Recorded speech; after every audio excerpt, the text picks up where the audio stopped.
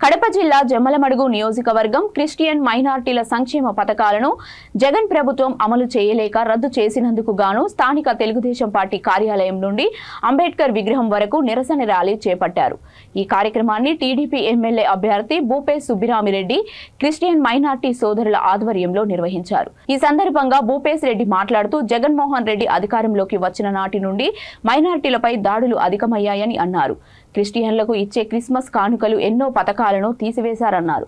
ఇవన్నీ ప్రజలు గమనిస్తున్నారని రాబోయే సార్వత్రిక ఎన్నికల్లో తెలుగుదేశం పార్టీ చంద్రబాబు నాయుడు ముఖ్యమంత్రిగా నన్ను ఎమ్మెల్యేగా గెలిపించాలని కోరారు।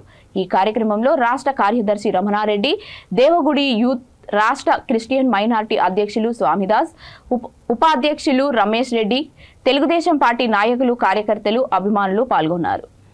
క్రైస్తవులకు విదేశ విద్య కావాలంటే ఎస్టీ నిర్మాణాలు జరగాలంటే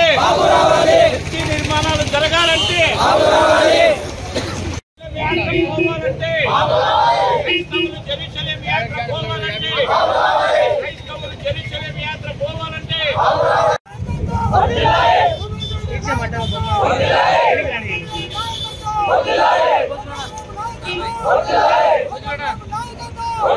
దుర్గంలో జమ్మలమడుగు ఇన్ఛార్జ్ భూపేశ్ రెడ్డి ఆధ్వర్యంలో ఈరోజు ర్యాలీ చేసి మన అంబేద్కర్ గారి స్టాచ్యూ దగ్గర నిరసన తెలుపుతున్నాము।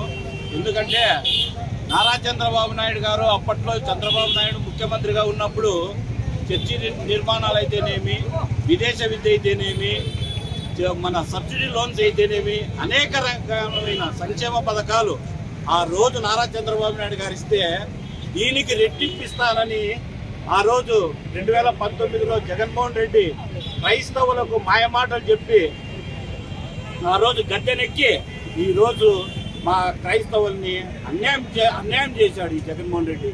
అందుకోసం ఈ రోజు నిరసనగా ర్యాలీ చేస్తున్నాము। అంతేకాదు